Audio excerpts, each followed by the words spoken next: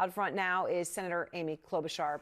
And Senator, I appreciate your time. So you heard Sure. Bannon, stop the trial, we reverse the tariffs, and you heard Trump's whole answer to why did you put this 50% out there, and he goes through an entire long thing which ends with it's a witch hunt against Bolsonaro and it shouldn't be happening. What do you make of this, that you could be seeing 50% tariffs just because Trump doesn't like a lawsuit in Brazil? Okay, so first of all, it's not enough for him that he's messing around with the rule of law here, that he's pardoning people who beat up police officers in the United States Capitol. Now he's messing around with another criminal justice process in the country of Brazil and taking and slamming them with a 50% tariff. If you ever wondered what these tariffs are about, they're about him. They're not about the American people. He has created chaos. Over 100 times he has changed these tariffs. But the real question is, what does it mean to you at home? Brazil seems a long far away. Canada does not seem as far away. What does it mean to you? Well, it is a $2,800 tax on every family. We just saw today the Consumer Price Index data come out, and it is not pretty, up 2.7%, up from 2.4% in May. And that is exactly what I'm seeing in the local grocery store, what my constituents are saying. Beef is up. You've seen these incredible problems with groceries for people, and you can see why. He is literally taking out his own personal agenda, trying to help his friends, and the American people are roadkill. So let's talk about the inflation numbers.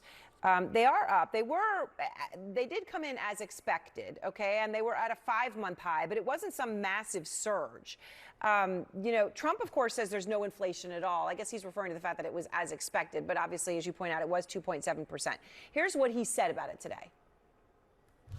There was very little inflation, as you know. The numbers were very good, very much inside the margin. So we've had no inflation. Senator, are you surprised that the inflation has not been as sudden and as massive as many expected when Trump announced Liberation Day? I think you're seeing an upward trend in prices, and maybe that seems like nothing to him because he's not going to the grocery store. But for people who are working hard, they are seeing the effects of this. I just met with a small business owner this past weekend, 80 employees, not even that small, $140,000 more that she has had to pay. This is the kind of stuff we're going to see because parts that you need to manufacture, you're going to see retaliatory tariffs. Our farmers are losing markets, they're drying up, and he just keeps messing around to help his buddies in Brazil. This is not how you should run our economy. Up front and center should not be his friend in Brazil. Up front and center should be the American people. And certainly we saw the same thing with the big, beautiful betrayal of a bill that they just passed, where his buddies were up front and center. Give them a bunch of tax cuts and the wealthy people and pay for it on the backs of regular people with Medicaid, with Medicare, and with what they did when it came to food assistance.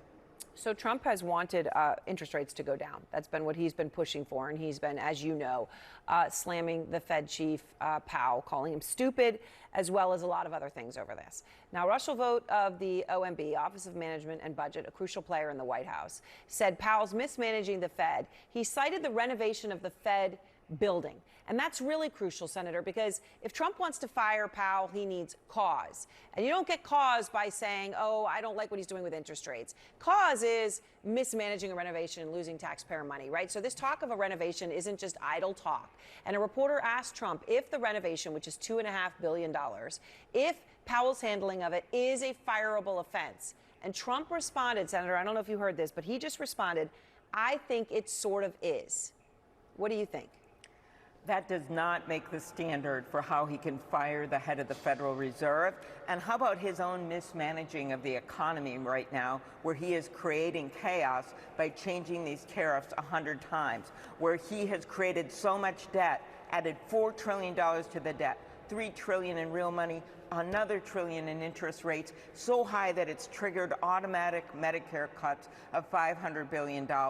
And what the chairman of the Federal Reserve is trying to do is to make sure that we don't go spiraling because of this debt and the inflationary pressure that his tariffs are causing. Senator Klobuchar, I appreciate your time. Thank you. Thank you.